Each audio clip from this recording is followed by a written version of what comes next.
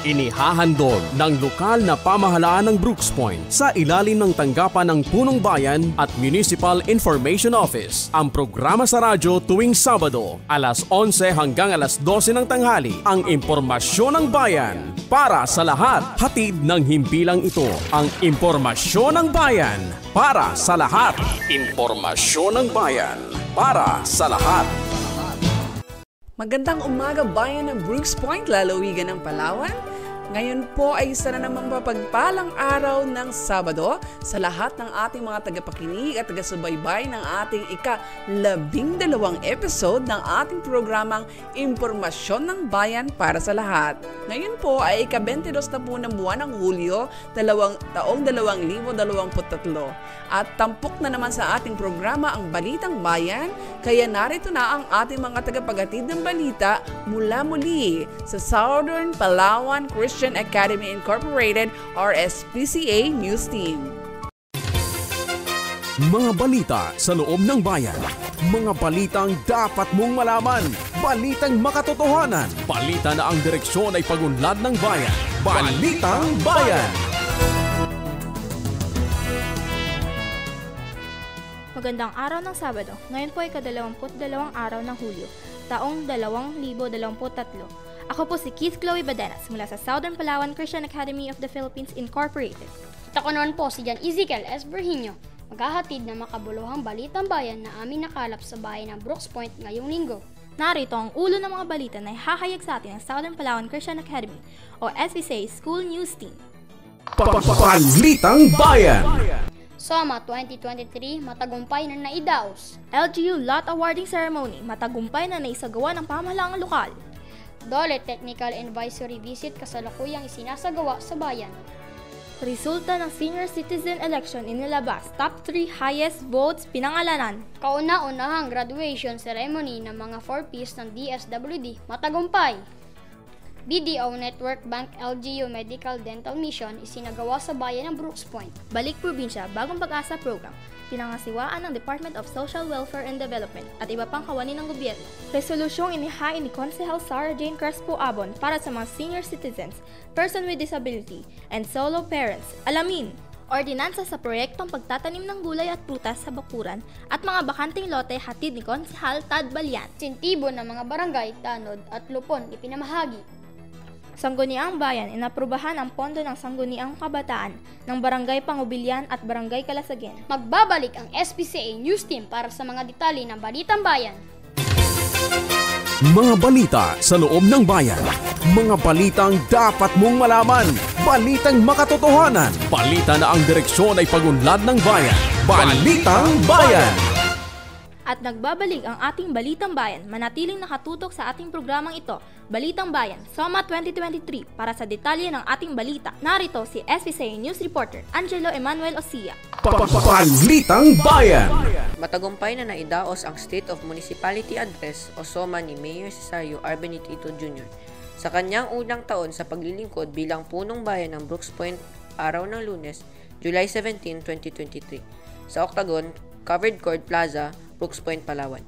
Nagsimula ang programa sa prosesyonal na kinabilangan ng mga barangay kapitan kasama ang mga ulong tagapangunan ng pamahalaang lokal, konseho ng Sangguniang Bayan na pinangunan ni Vice Mayor Attorney Mayor Jean Feliciano, kasama sina Konsehal Sarah Jane C. Abon, Konsehal Richard Balian, Konsehal Ezekiel Rodriguez, Konsehal Nathan Sam O. Lacanilaw, Konsehal Jonathan Z. Lagrada, Konsehal Victoria B. Colili, Konsehal Arturo B. Ferraris, Konsehal Hayate B. Dugasan, Konsehal Singapore S. Joratil, at Honorable Nerila P. Pacaldo, at mga membro ng Sangguniang Panalawigan na sina BM Ryan D. Maninta, BM Aris Arzaga, at BM Marivic Rojas, at sinama ni Mayor Benedito ng kanyang asawa at ang buong pamilya. Tinalakay sa SOMA ni Mayor Benedito ang mga programa at proyektong naisagawa sa loob ng isang taon, panunungkulan ng Administrasyong Benedito Feliciano na pagkaloob sa Haiti.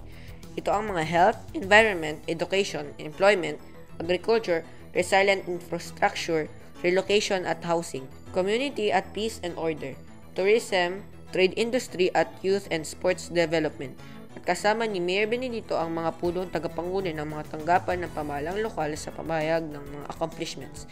Dinaluhan ng SOMA ng mga kawani ng pamahalang lokal, men and women in uniform, pribadong sektor, mga negosyante at mga benepisyaryo ng mga programa at proyekto.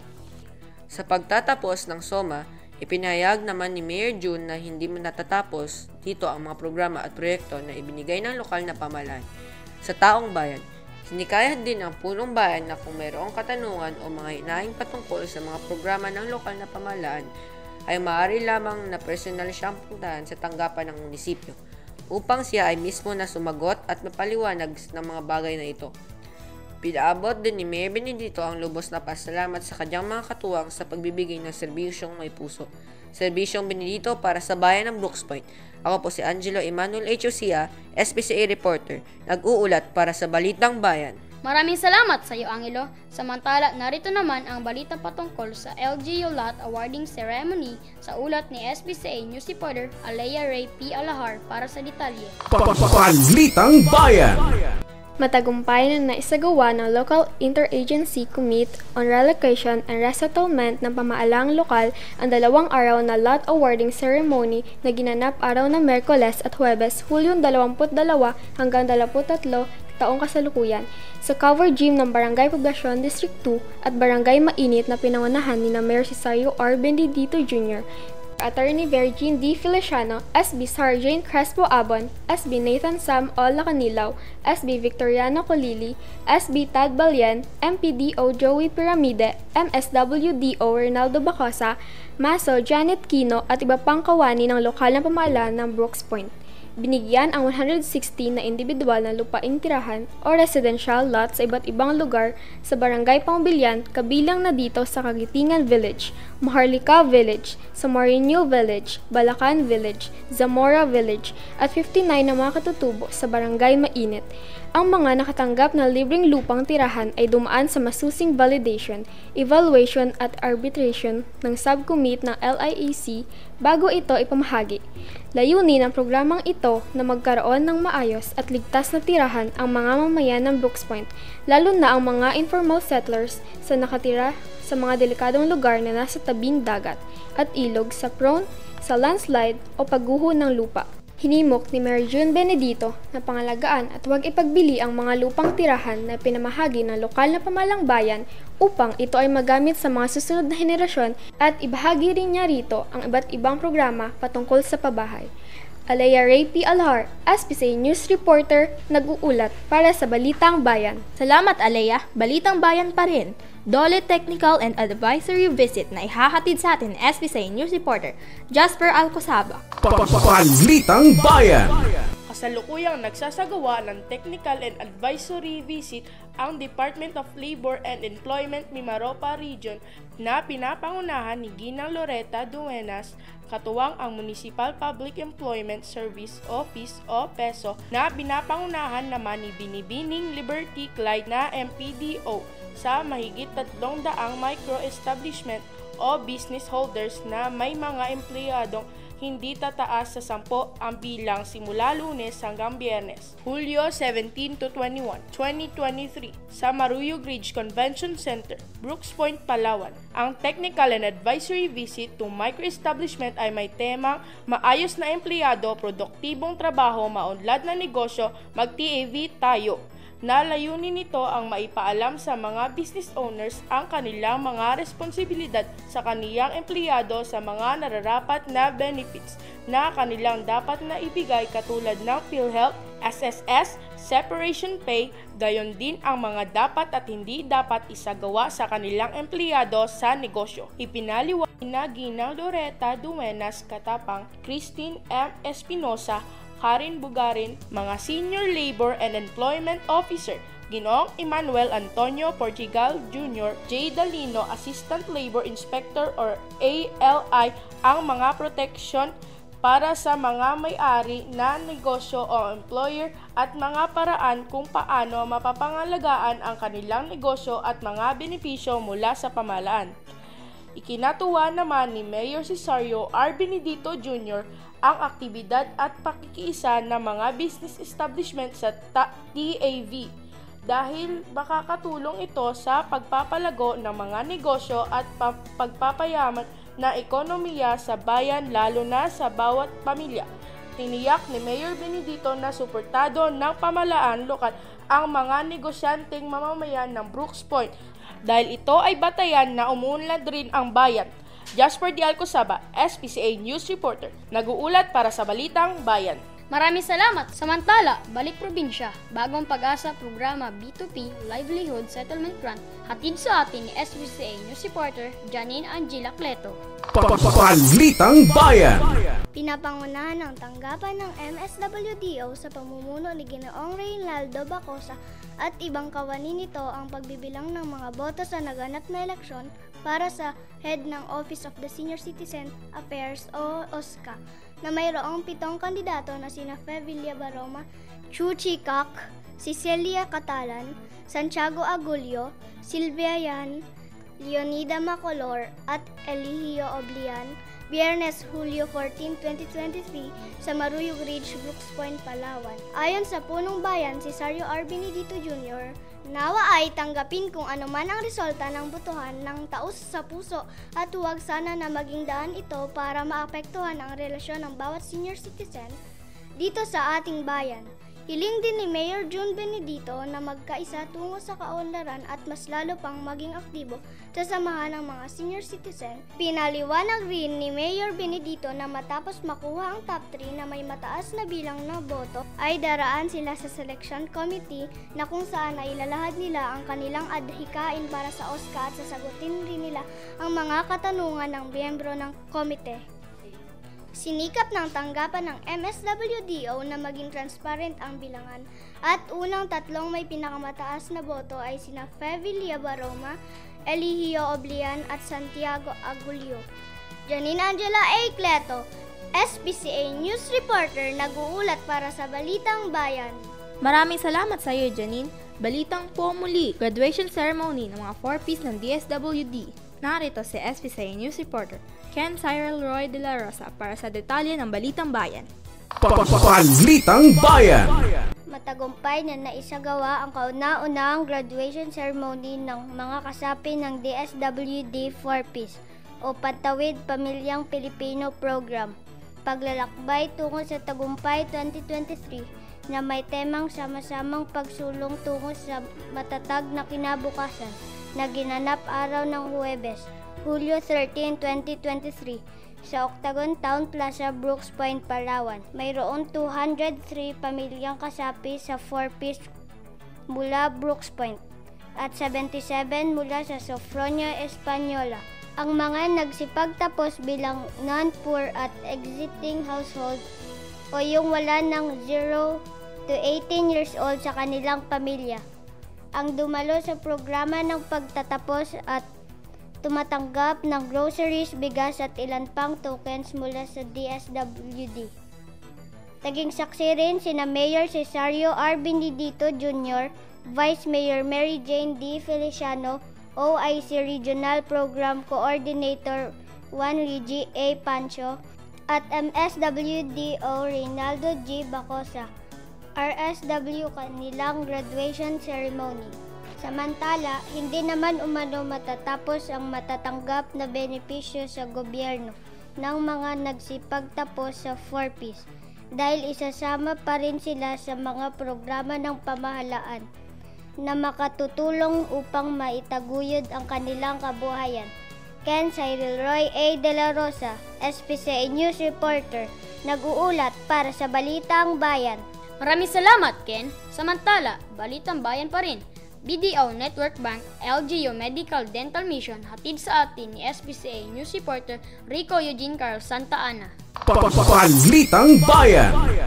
Kasalukuyan isinagawa sa Brooks Point Octagon Plaza ang Medical at Dental Mission na inisyatibo ng BDO Network Bank at Sam Foundation. Katuwang ang pamahalang lokal sa pamumuno ni Mayor Cesario R. Benedito Jr., Vice Mayor Attorney Mary Jean D. Feliciano, miyembro ng Sangguniang Bayan, Municipal Administrator Edgar P. Lacandazo, Executive Secretary Stalwart Joseph Benedito at mga volunteer ng mga doktor, dentista, nurses at pharmacist at iba pang pribadong ahensya tulad ng MX3, Palawan Medical Society, Sagrado Hospital, Lonshaw General Hospital, Beraka Hospital, Betcare Pharmacy, Palawan Chambers of Commerce, GCI Puerto Princesa Kia. Programang ito sa pangunguna ng BDO Network Bank Branch Manager RBB Bailan na mabigyan ng libreng medical at dental assistance ang 500 mamamayan ng Brooks Point na may pangailangan ng mga gamot at libreng laboratory test. Ricky Jing Carl A. Santa Ana, SPCA News Reporter, nag-uulat para sa Balitang Bayan. Salamat sa iyo, Carl. Balitang Bayan pa rin. Balik Probinsya Bagong Pag-asa Program. Livelihood Settlement Grant. Sa ulat ni SPCA News Reporter, Ada Badenas para sa detalye. Balitang Bayan. Pinangasiwaan ng Department of Social Welfare and Development, kalahi CIDSS o kapit bisigla laban sa kahirapan, comprehensive and integrated delivery of social services, katuwang ang local government unit sa pamumuno ni Municipal Mayor Cesario R. Benedito Jr. at Vice Mayor Attorney Mayor Jean sa pamamagitan ng Municipal Social Welfare and Development Office ang pag-release ng Livelihood Settlement Grant na nagkakahalaga ng 50,000 pesos sa 7 benepisyaryo mula sa iba't ibang barangay ng Balik Probinsya Bagong Pag-asa Program ngayong araw, July 12, 2023 sa New Municipal Building, Barangay Tubtub, Brooks Point, Palawan. Malugod na iginawad ang tulong pinansyal na maaaring magamit bilang kapital o panimulang negosyo sa mga kwalipikadong benepisyaryo na sina Rodel Bahar Abela, Ranel Acol Bustamante, Artoni Bautista Calderon, Nepcali Rosel Gloria, Lorna Katulong Ripaponyo, Michael Alego Sagala at Analu Ruaya Sagiran na mabigyan ng panimulang puhunan ang mga pamilyang nagbalik probinsya upang makapagsimula muli ng kani-kanilang panibagong hanap buhay. Nagpapasalamat naman si Mayor Benedito sa programa ng National Government. Maraming salamat, Ada. Samantala, Balitang Bayan pa rin. Resolusyong inihain ni Consehal Sarah Jane Crespo Abon para sa mga senior citizens, person with disability, and solo parents. Alamin, hatid sa atin ni SPCA News Reporter Ezekiel S. Virginio. Balitang Bayan. Pumasa sa buong konseyo ng Sangguniang Bayan ng Brooks Point ang resolusyon inakdaan ni Consehal Sarah Jane Crespo Abon, Chairperson ng Committee on Social Service of Finance, na resolution stronger encouraging the Head of Municipal Social Welfare and Development Office, MSWDO, to post or upload in their social media platform the benefits and privileges granted or provided by law and ordinances to senior citizens, person with disability, PWD, and solo parents for ready and easy access by these sectors and general public sa ginanap na regular session araw na Martes, 11 ng Hulyo. Layunin ng sabing resolution na masunod ang nakasaad sa Section 7, Article 3 ng 1987 Philippine Constitution na nasabing tungkol sa karapatan ng mga mamayan na malaman ang pampublikong usapin upang makilala. Ito rin ay upang mas mapabilis ang pagbibigay ng mga pribilehiyo at kapakinabangan ng mga senior citizen, PWD, person with disability, and solo parent sang-ayon sa mga polisyang ipinatupad ng national and local legislation. John Ezekiel Virginio, nag-uulat para sa Balitang Bayan. Salamat sa iyo, Ezekiel. Samantala, Balitang Bayan muli. PWDs ng Brooks Point tumanggap ng mga food pack. Nagbabalik si kasamang Angelo Emmanuel Osia. Balitang Bayan. Pinamahagi ang mga food pack sa mga person with disability o PWD sa bayan ng Brooks Point sa panguna ni Mayor Cesario R. Benedito Jr., MSWDO Reynaldo Bacosa at tanggapan ng mga Persons with Disability Affairs Office o PDAO araw ng Martes, Hulyo 18, 2023 na ipamahagi ang mga food packs sa 75 PWD beneficiaries sa Barangay Mambalot, 55 sa Barangay Samariñana, 209 sa Barangay Ipilan, 69 sa Barangay Saraza. Sa kabuuan ay mayroong 408 PWDs na nabigyan ng food bank. Layunin ni Mayor Benedito kasama ang Sangguniang Bayan sa pamumuno ni Vice Mayor Attorney Mayor Jean D. Feliciano na palakasin, pahalagaan at tulungan ang mga PWD sa ating bayan sa pamagitan ng programa na lokal pamahalaan. Hinihimok rin ni Mayor Benedito ang mga PWD sa huwag hayaan maging hadlang ang kapansanan upang makamit ang mga pangarap sa buhay bagkus ito ay maging instrument na maging matagumpay sa hamon ng buhay. Angelo Emmanuel H. Osia, SBCA reporter, nag-uulat para sa Balitang Bayan. Salamat sa iyo, Angelo. Samantala, Balitang Bayan muli. Ordinansa sa proyektong pagtatanim ng gulay at prutas sa bakuran at mga bakanteng lote, hatid ni Konsehal Tad Balian. Hatid sa atin, SBCA News Reporter, RX Brent Balzon. Balitang Bayan. Tinang-ayunan ng lahat ng membro ng Sangguniang Bayan sa kanila regular na sesyon ang ordinansa ang nagmamandato sa mga barangay ng bayan ng Brooks Point na magkaroon ng proyektong pagtatanim ng gulay at prutas sa bakuran at mga bakanteng lote upang makatulong na solusyon sa isyu ng kahirapan at kakulangan sa pagkain ng mga mamamayan. Ang ordinansa na may pamagat na institutionalizing the halina't magtanim ng prutas at gulay sa barangay project in the municipality of Brooks Point, Palawan. Ayakda ni Chairperson Committee on Health SB Richard R. Balian na hango mula sa Memorandum Circular 2023 ng Department of the Interior and Local Government o DILG na konektado naman sa Nutrition Month theme ngayong taon na Make a Healthy Diet Affordable for All, na kung saan ay isang hakbang upang maisakatuparan ang pagkakaroon ng sariwa, masustansya at abot kayang pagkain ng bawat komunidad. Layunin nito na mapalakas ang kapasidad ng bawat barangay na magkaroon ng sustainableng inisyatibo sa agrikultura o pagtatanim upang maging malusog ang pamayanan. Ilan sa mga tinukoy na ordinansa na maaaring gawin ay ang barangay community garden, aeroponics o aquaponics, isang uri ng fish farming, container gardening, fruit-bearing tree planting, hydroponics, square foot, gardening at vertical gardening na madaling isagawa. I-monitor at evaluate ng mga barangay officials katuwang ng lokal na pamahalaan. RX Brent G. Bauson, SBCA News Reporter, nag-uulat para sa Balitang Bayan. Salamat sa iyo, Brent. Balitang Bayan pa rin. Insentibo ng mga barangay tanod at lupon ipinamahagi. SBCA News Reporter, Lizard May Bangona para sa detalye. Balitang Bayan. Ipinamahagi sa mga barangay tanod at lupon ang incentives mula sa pamahalaang lokal ng Brooks Point sa pamumuno ni Mayor Cesario R. Benedito Jr. sa pamamagitan ng tanggapan ng Department of Interior and Local Government Operations Officer o DILG MLGOO Coraline C. Atienza, araw ng Martes, Hulyo 18, 2023 sa Governor Abueg Building, Government Center, Barangay Tugtog, Brooks Point, Palawan. Binigyan ng insentibo na 600 pesos kada buwan ang chief tanod, 500 pesos ang tanod at 400 pesos ang lupon na quarterly binibigay at sa kabuuhan mayroong 360 na mga tanod at 260 lupon ang nabahaginan na kaugnay sa programang pangkapayapaan at kaayusan ng mga barangay na nasasakupan ng bayan ng Brooks Point. Inaasahan ni Mayor Benedito na ang paglilingkod ng mga barangay tanod at lupon ay makakatulong sa pagpapanatili sa kaayusan at kapayapaan ng ating bayan. Lizard May B. Bangona, SBCA News Reporter, nag-uulat para sa Balitang Bayan. Salamat sa iyo, May. Balitang Bayan pa rin. Sangguniang Bayan inaprubahan ng pondo ng Sangguniang Kabataan ng Barangay Pangubilyan at Barangay Kalasagin. Narito si kasamang Kid Chloe Badenas para sa Balitang Bayan. Balitang Bayan. Inaprubahan ng Konseho ng Sangguniang Bayan ang pondo ng Sangguniang Kabataan para sa taong 2023 ng Barangay Pangubilyan na nagkakahalaga ng 1,200,072 pesos at Barangay Kalasagin na nagkakahalaga ng 532,000 pesos mula sa 10% ng General Fund ng barangay.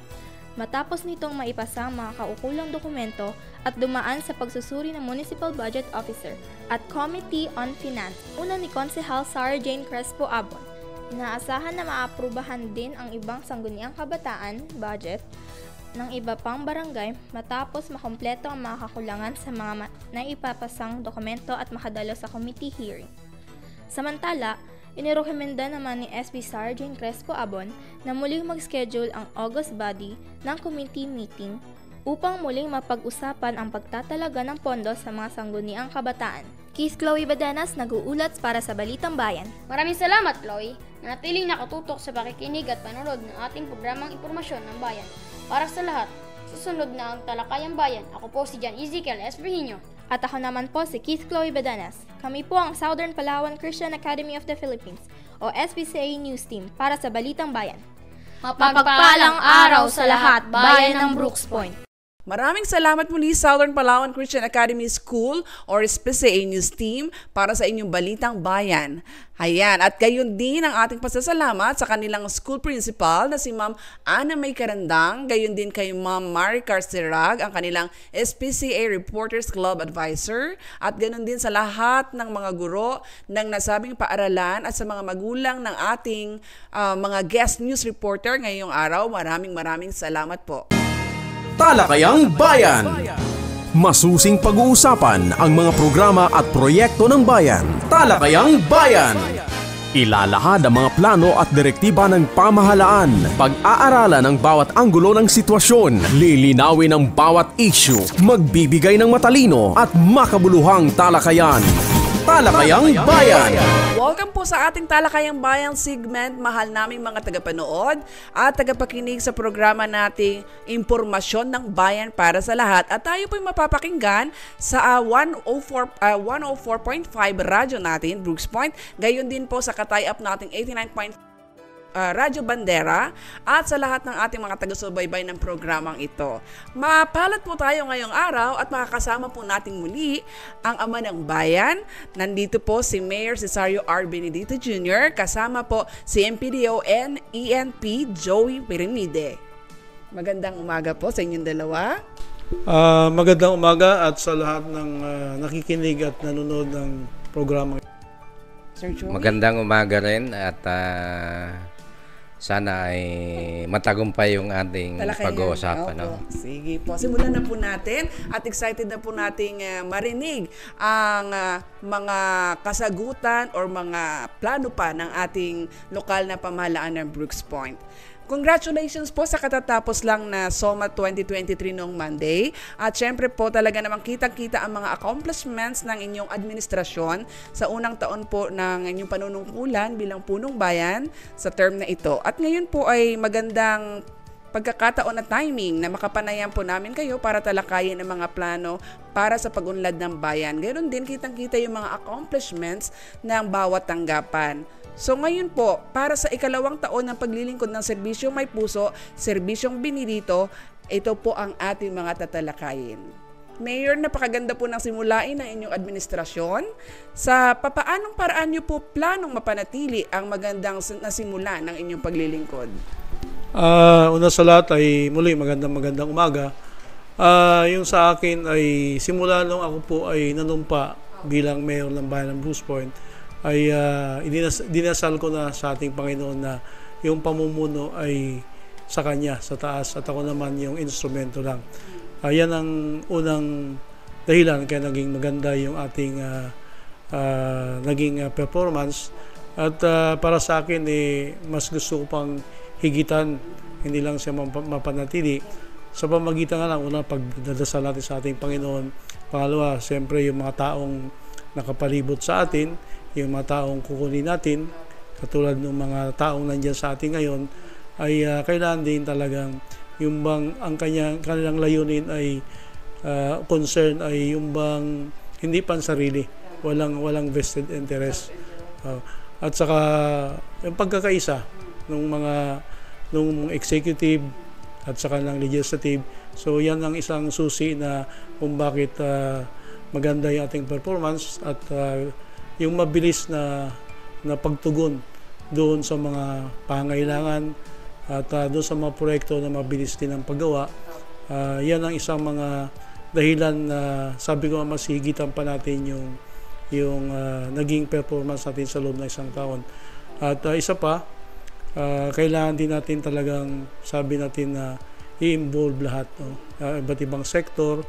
Kung halimbawa sa education sector, ano ba yung kailangan ng sektor na yan?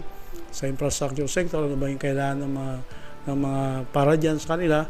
At sa agriculture, lahat ng sektor na involve natin sila para naman yung bang may bigay natin kung ano yung kailangan. Kasi yung project naman, programa, ay nanggagaling naman sa mga tao.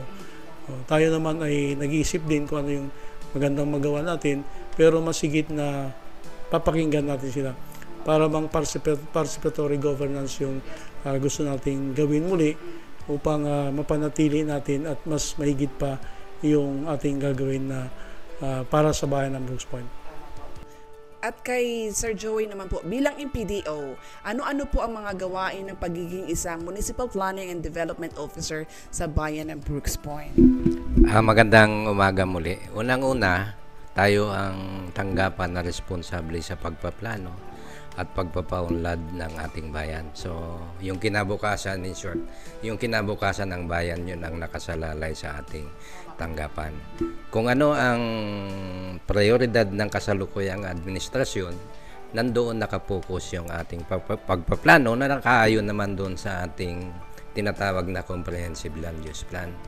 Kasi sa planning side, meron tayong sinusunod na mga plano at ang pinaka-mother plan ay yung comprehensive land use plan o yung tinatawag nating CLUP at saka yung comprehensive development plan. So lahat po ng 27 hanggang 33 thematic plans ay doon dapat nakaayon doon sa ating pinaka-bibliyang plano. Ibig sabihin, kung ang plano natin sa agriculture, fisheries, sa pangkabuhayan, livelihood, sa social works, at saka doon sa ating disaster risk reduction ay dapat nakaayon doon kung ano ang sinasabi natin sa comprehensive land use plan.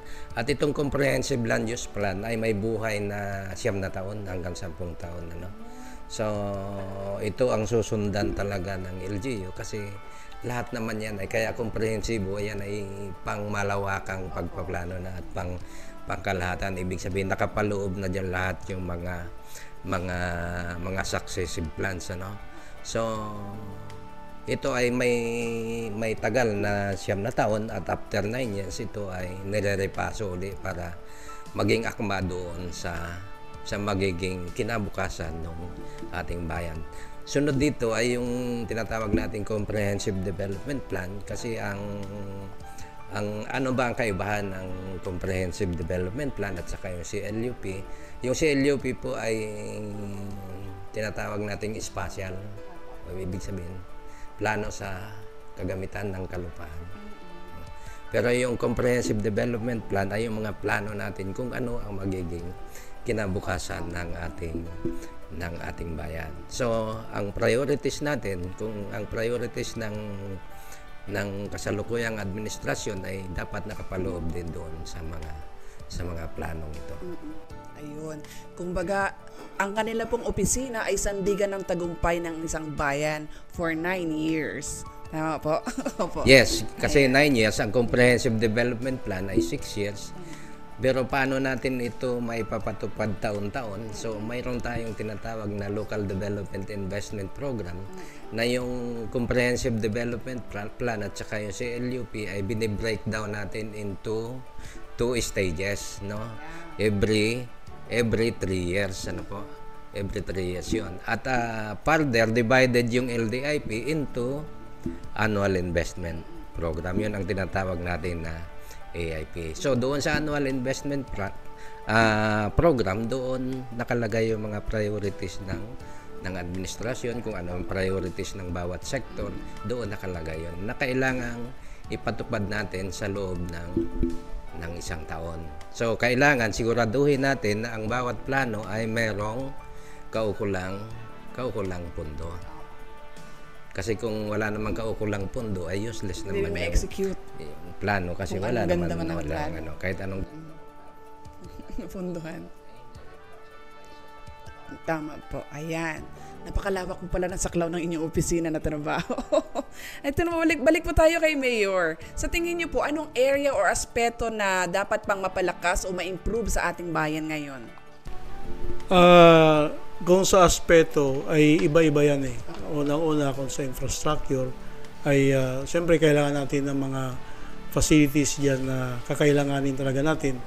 At yung pangarap natin na yung event center ay gusto nating magkaroon yan kasi para pag nag-host tayo ng mga events na malalaki ay meron tayo.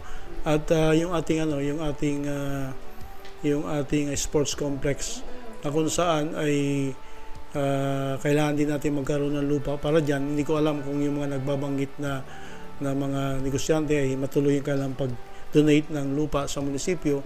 So yun ang isang plano natin kasi sa ngayon ang status ng ating sports complex ay yan po ay pag-aari ng eskwelahan ng DepEd. So darating ang araw na pag nag-expand sila dyan ng mga building, ng school buildings, ay mawawala ng munisipyo.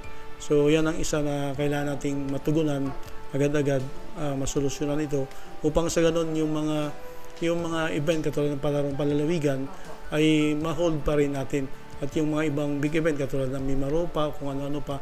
Kasi ako naniniwala na pag tayo naka-invite ng mga taga-ibang lugar na dito sila sa bayan ng Brooks Point, tataas din naman yung income ng ating bayan. So sa infra, yung ating mga kalsada, no? Ako kasi pa nag-ikot sa barangay, nakikita ko na isa sa mga problema natin yung mga kalsada. Bagamat yan ay provincial roads, pero ang ng mga tao sa munisipyo rin, sasabihin nila na okay, sa barangay din, sasabihin nila na wala namang action, gato yung farm to market road namin. So yan ang isang nakikita ko na dapat pa rin talagang nating bigyan ng pansin yung yung mga farm to market road. So marami pa sa infra, no, na kailangan natin, at isa pa na nakikita ko yung ating tourist destination dito sa bayan ng Brooks Point. Kailangan natin magkaroon kasi pag nagkaroon tayo ng turismo rito, yung hindi lang mga lokal ang pupunta, kailangan din natin mga foreigner na pumunta rito para masigit na makikilala yung bayan ng Brooks Point. At ang pagkakaroon ng tourist destination, ito po ay isang malaking income din para sa bayan ng Brooks Point. At pagdating naman sa financial, kailangan din nating improve ang ating financial kasi tayo po ay era-dependent tayo. Ibig sabihin, umaasa lang tayo doon sa internal revenue allotment ng national government. At kung yan mabawasan, kasi minsan nababawasan, katulad nung nakaraan, pag upo ko, malaking ira, tapos ngayon marami na devolved na sa munisipyo. Pagdating na susunod na taon, binawasan nila. So malaki ang problema doon. Samantalang kung ma-raise natin yung ating income, local collection natin, meron tayong pandagdag doon sa mga gastusin ng bayan ng Brooks Point.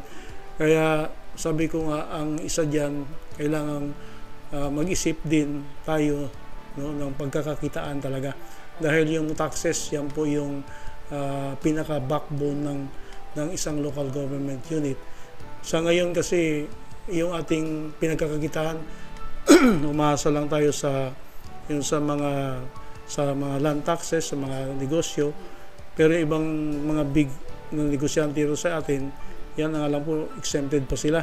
No? Exempted sila, ganoon. Kaya kailangan mag-isip tayo ng talagang local na direktang pagkakakitaan natin. Unang-una yung market mall natin, na kung saan na-approve na rin ng Sangguniang Bayan yung market code. Yung nagdi-discuss kami, pinag-usapan namin ni MPDO, minsan ng ating local finance committee, na kailangan talaga bago matapos yung market mall ay plansado na yung upa nila doon sa kung magkano ang kailang renta. Kasi kung manatili yun sa ngayon, hindi tayo makakaahon talaga. Malaki. Malaki yun. So, dapat magkaroon agad tayo ng income generating dito sa bayan ng Brooks Point. Kung magtuturismo, isa yan. Meron naman tayong mga dito. Meron din. Siguro, lang yun, i-enhance lang natin. At isa pa ay pinaplano rin natin with the Vice Mayor Feliciano na pinag-aaralan din natin na magkaroon ng hotel dyan sa Agri-Ward. Pero kailangan natin ng mahabang feasibility study dyan para naman makasiguro naman tayo na talagang madaling mabalik yung ROI, yung mga return of investment dyan. Yung ating Grand Terminal, isa rin sa pagkakakitaan yan pagdating ng araw. So, kailangan lang natin talagang mapatapos yan. So, yan ang nakikita ko na kailangan natin palakasin, no? Na area o aspeto dito sa bayan ng Brooks Point, no? Yung maka-generate tayo ng income, sariling income. So kasi pag malaking income mo, yung mga infrastructure project na kailangan ng mga iba't ibang sektor ay sunod-sunod na yan kahit sa agriculture, kahit saan. So yan lang. Ayan ang ating tinututukan ngayon. So, kay Sir Joey naman po, sa kasalukuyan, ano po ang pinaghahandaan at mga priority programs and projects na inyong tinututukan sa ating bayan ng Brooks Point ngayon? Kagaya nga po ng sinabi ng ating butihing mayor, meron po tayong corporate power na tinatawag. So, ang isang LGU, katulad ng LGU Brooks Point, ay hindi lamang basic political unit. So meaning, meron po tayong corporate power. Anong ibig sabihin ng corporate power? Na pwedeng maghanap buhay yung local government unit at pwedeng magnegosyo, pwedeng mag-invest ng mga income generating projects. Binabalansi po natin yung 5 government sectors. Meron po tayong sektor ng social, may sektor tayo ng institutional, may sektor tayo ng environment, may governance sector, at saka meron pa tayong yung sa financial. So yan po ay binabalansin natin. So hindi lamang po dapat nakapokus ang isang public official dun sa isang item, kasi malalaman natin na hindi may iwan yung isa. Ibig sabihin, yung inclusive growth ay dapat nakapaloob doon sa pag-develop ng ating bayan. So isa po sa focus natin na kagaya ng sinabi ni Mayor ay mapatapos natin yung ating public market o yung ating tinatawag nating market mall, at maipatapos po din natin yung ating grand terminal. So hindi po yata yung bagsakan gulay? Yes, doon din sa likod. That way makaka-generate tayo ng mga revenues, income.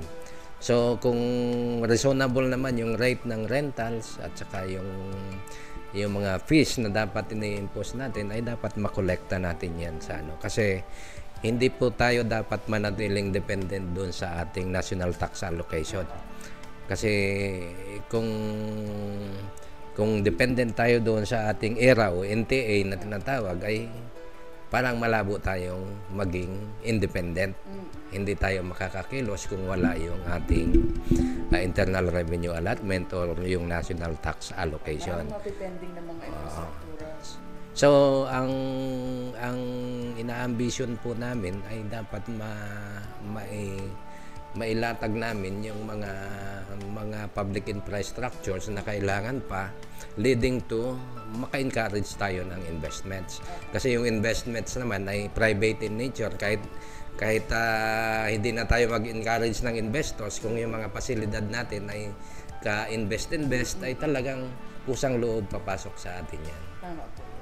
Mayor, sa paanong paraan naman po makakatulong ang ating mga kababayan sa inyong mga nabanggit kanina?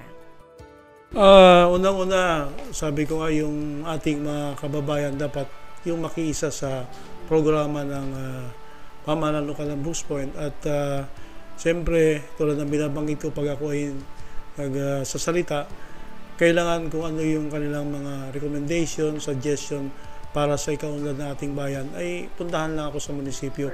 Yung bang gusto ko na magkaroon ng two-way communication. Kaya madalas ko binabanggit na wag na daanin dun sa Facebook, kasi wala namang may tutulong yan. Kasi mas maganda naman kung personal na nag-uusap. At yung ating mga kababayan, basta't mayroong partisipasyon yung komunidad, ay mas malakas talaga, mas maganda at mas effective siya, at mas binding yung magiging kilos ng munisipyo.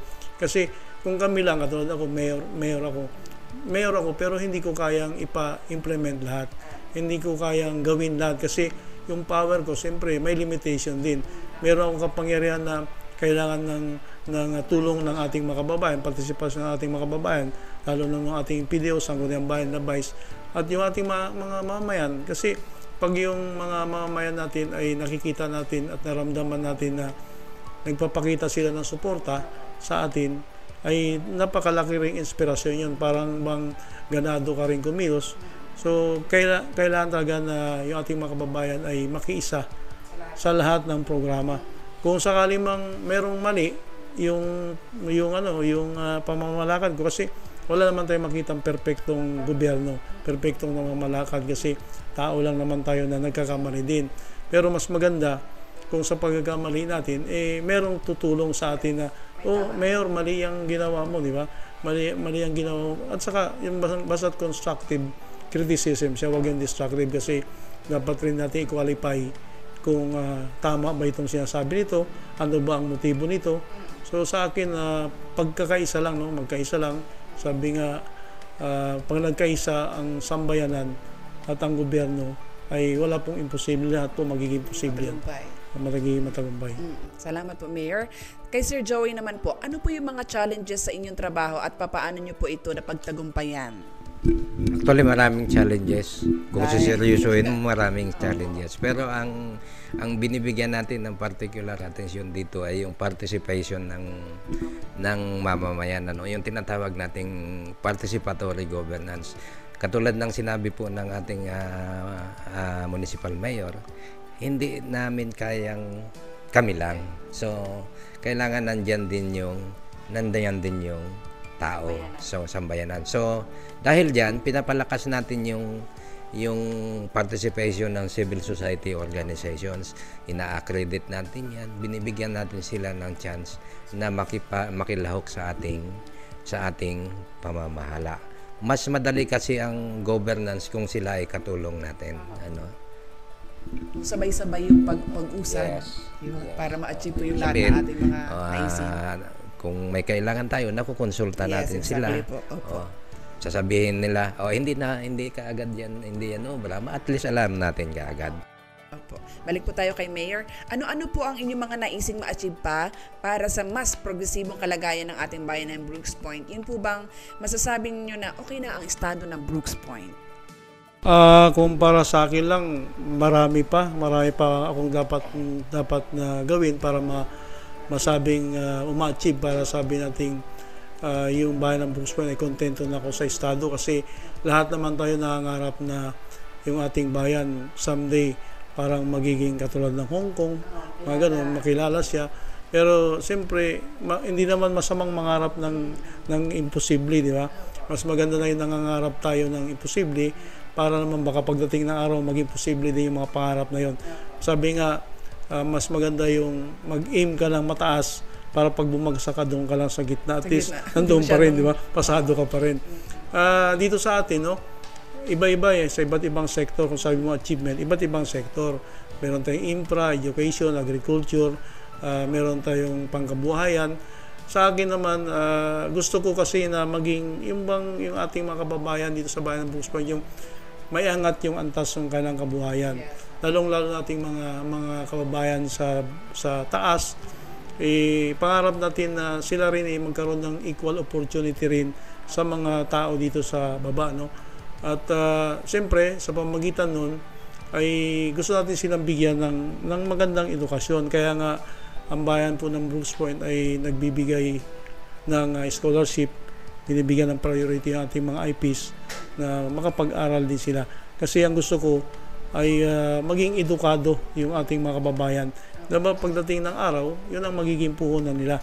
So pagka lahat yan, pagka mayroon na silang edukasyon, lahat-lahat na nandyan na rin, magiging puhunan nila na para umasenso sila sa buhay.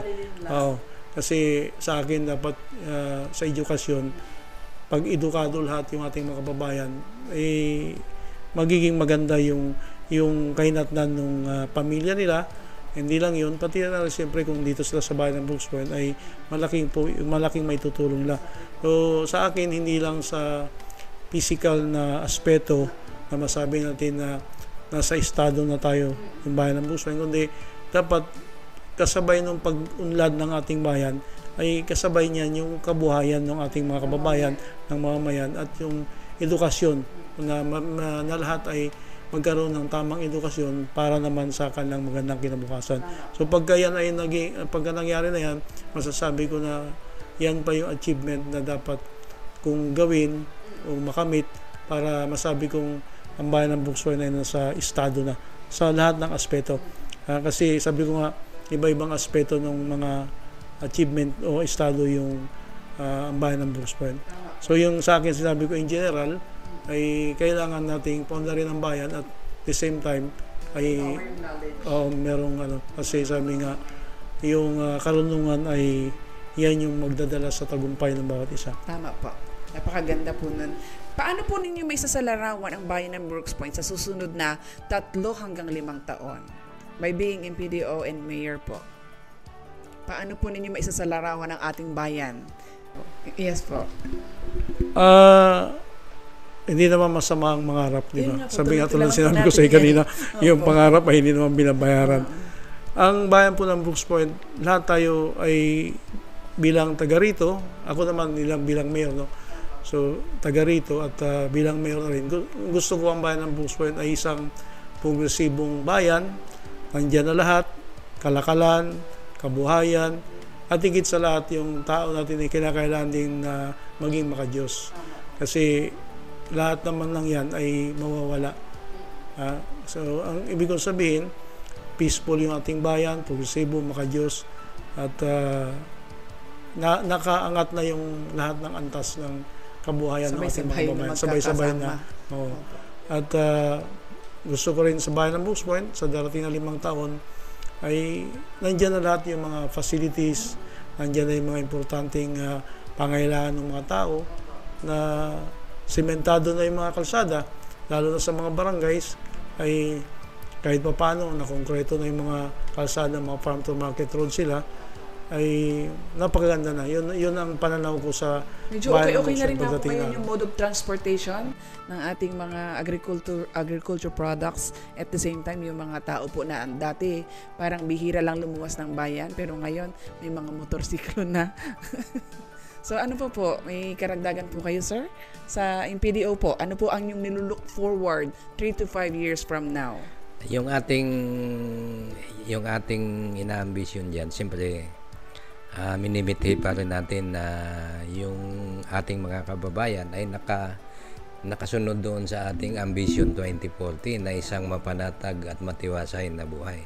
Ibig sabihin, yung isang pamilya ay nakakaraos, in short, nakakaraos. Meron siyang pang-edukasyon, meron siyang pampagamot, at makikita natin kung talagang asinsado na ang kanyang kabuhayan, meron siyang sasakyang ginagamit. So makikita, may-measure natin doon na talagang siya ay nakakabangon na doon sa kahirapan. Pero paano natin maano yan? Kasi dapat kailangan naman yung ating yung ating bayan ay attractive doon sa employment, investment, at saka turismo. So yun ang makaka-generate ng kanilang kabuhayan. So itong mga activities na ito. So within 5 years, dapat ang Brooks Point ay isang progresibo, hindi lamang doon sa mga infrastructure, magkus doon sa mga kabuhayan ng ating mamamayan. Po. Ayan. At syempre po, sa huli nating bahagi ng ating talakayan, paano nyo po ano po ang napaka-importanting mensaheng nais nyo sabihin para sa lahat ng ating mga kababayan dito sa Brooks Point? Ano po yung napaka-importanteng mensahe na nais po ninyong ihayag or ibigay sa ating mga kababayan? Opo.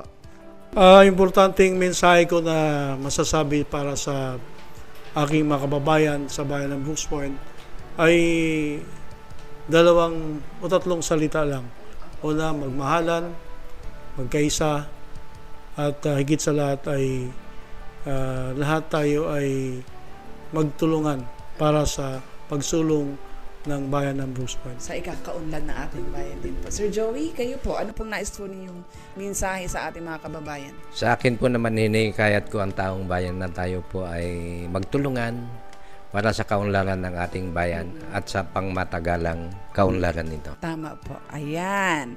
At dito na po nagtatapos ang ating makabuluhang pakikipanayam sa ating mga minamahal na panauhin, sa ating butihing mahal na Mayor June Benedito, kay MPDO ANP Joey Piramide, at tunay ngang napakahalaga ng talakayin natin ang mga prioridad na programa at mga proyekto ng ating lokal na pamahalaan upang malaman natin kung paano tayo makikisa at makakatulong sa bayan bilang mga mamamayan. Talakayang Bayan. Masusing pag-uusapan ang mga programa at proyekto ng bayan. Talakayang Bayan! Ilalahad ang mga plano at direktiba ng pamahalaan. Pag-aaralan ang bawat anggulo ng sitwasyon. Lilinawin ang bawat issue. Magbibigay ng matalino at makabuluhang talakayan. Talakayang Bayan! Tadako na po tayo sa huling yugto ng ating programa. Of course, ito po ay ang ating Serbisyong Bayan. Okay, public announcement po tayo sa lahat ng mga naghahanap ng trabaho dyan. Ang ating Philippine Statistic Authority po ay hahanap ng 3 team supervisors for the 2022 Census of Agriculture and Fisheries na maa-assign dito sa bayan ng Brooks Point. At sila po ay nangangailangan din ng 7 enumerators para sa census for the 2022 Census of Agriculture and Fisheries pa rin. Dito pa rin po yan sa bayan ng Brooks Point at isang Assistant Census Area Supervisor. At ang mga qualifications po ay nakapost po sa MIO page. Hanapin nyo na lamang po kung ano ang mga requirements and qualifications at gayon din kung saang mga barangay na maaari ninyong applyan. At narito na naman po muli ang isang oras na balitaan, talakayan at serbisyong bayan, hatid ng pamahala ang lokal ng Brooks Point sa pamumuno ni Mayor Cesario R. Benedito Jr.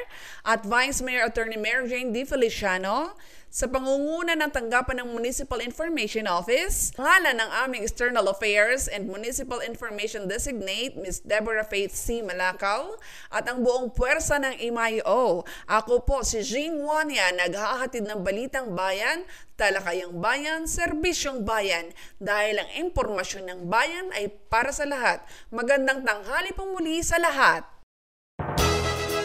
Inihahandog ng lokal na pamahalaan ng Brooks Point sa ilalim ng tanggapan ng Punong Bayan at Municipal Information Office. Ang programa sa radyo tuwing Sabado, alas 11 hanggang alas 12 ng tanghali. Ang impormasyon ng bayan para sa lahat. Hatid ng himpilang ito. Ang impormasyon ng bayan para sa lahat.